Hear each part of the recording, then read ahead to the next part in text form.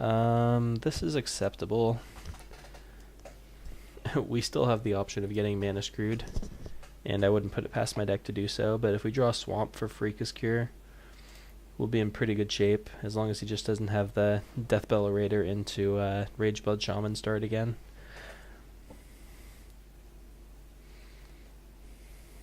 Okay, we can play that at least.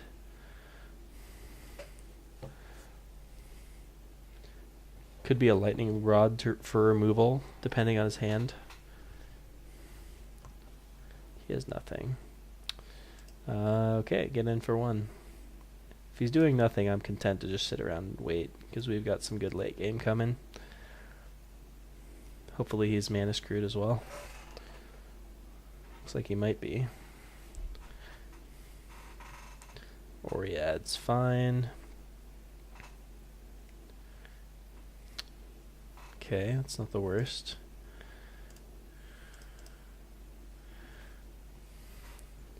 Still waiting on our second Swamp.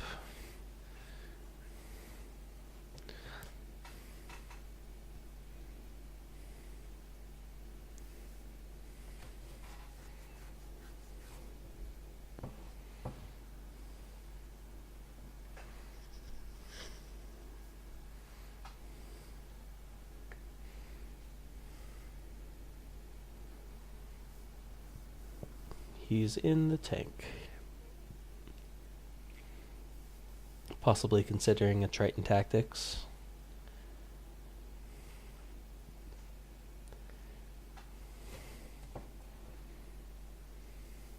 Alright, so either he's not respecting it or he has a way to beat it. Either way, I'm not blocking.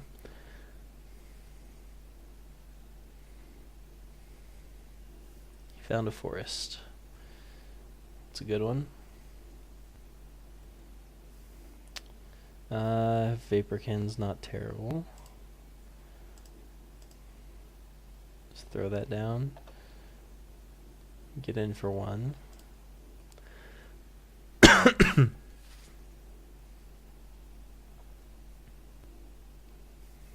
We can also like potentially get him if he does things in the wrong order. Like if he plans to attack and then play something big post combat, we can force his Acolyte to attack, so that he has to tap it for mana in his combat. He won't get the bonus. One of those things to keep in mind. Because people generally, like, it's kind of been ingrained into our memories that it's correct to play things post-combat to give yourselves the most options. But in this particular case, if he has something to play, then he's going to want to do it now.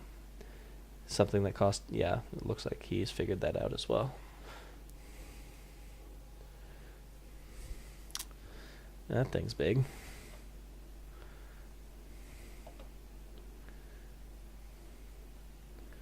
Yeah, taking two.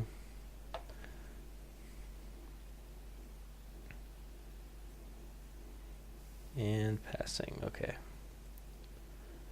There's a land. So, I think we're just going to Sealock Monster after attacking.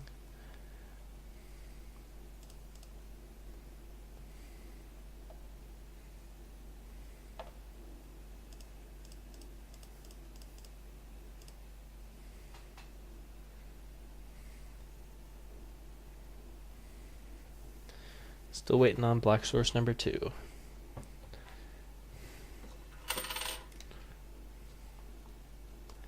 He has lots of green mana to work with.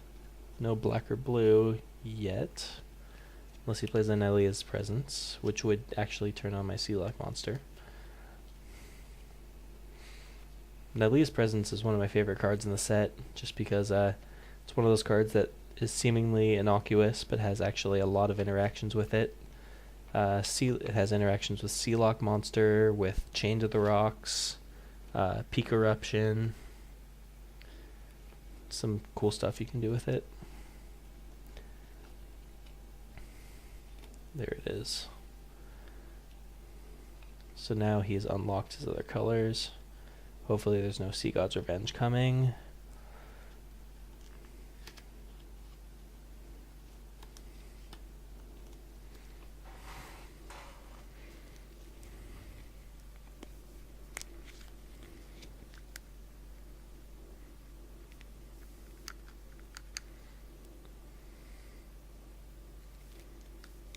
attacking? He tanked for a while about that, so I have to assume he's got some kind of trick. Okay, well, now here's an attack I don't understand, and it scares me. Probably means he has lightning strike, because he can first strike damage, put 2 damage on the Sealock monster, and then kill it with lightning strike before regular damage. So how do I play around that? I would have to take 8 here.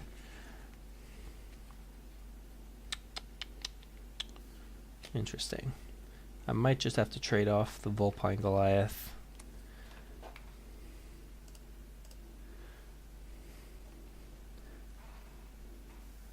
Could be coordinated assault, maybe. Oh, he has Lash of the Whip. Okay, that's fine. So now, interestingly, if we draw a swamp, well, there's a few things we could do. But we can target our own Artisan with Freakus Cure.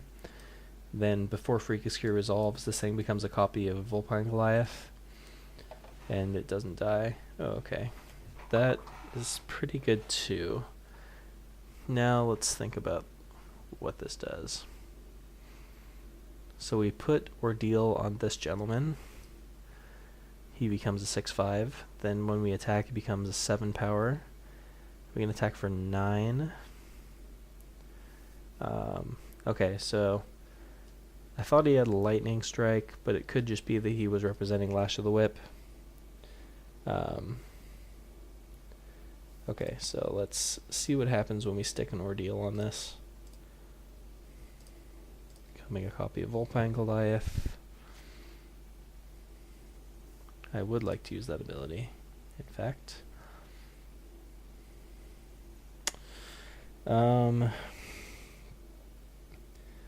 think I get in here. This leaves us dead to a pump spell.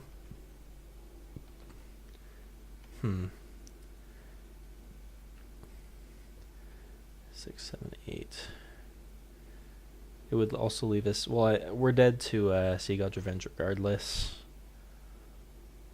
And we're actually not dead to a pump spell because of Shipwreck Singer's second ability. So I think we're okay. Fingers crossed, at least. His 2 cards are blanks.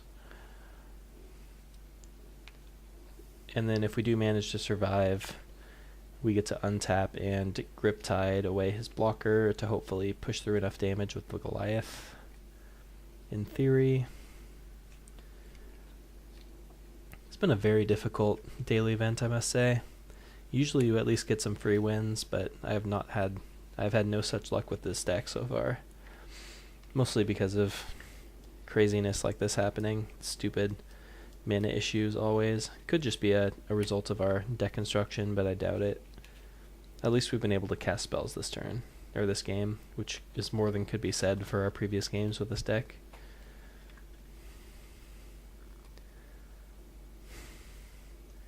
It's worth noting that he is less all in on the Minotaur play in this game. I also want to be mindful of Fanatic of Mogus.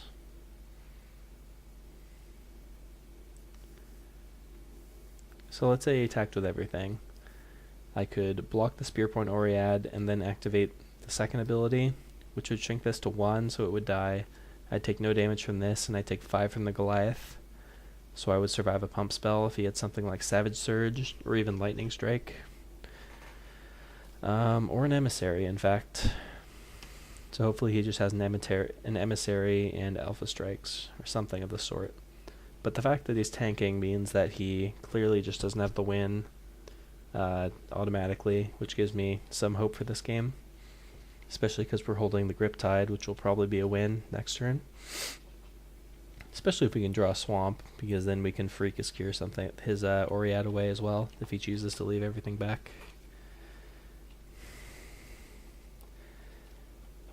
But he is definitely in the tank, so we will pause once again. Alright, he has gone to combat, so let's see what that could mean. Attacking for 6. Yep, no blocks.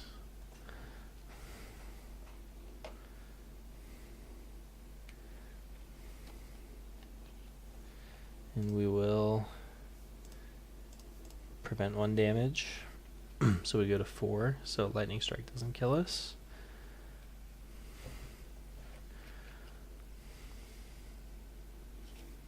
What do we got? Something big.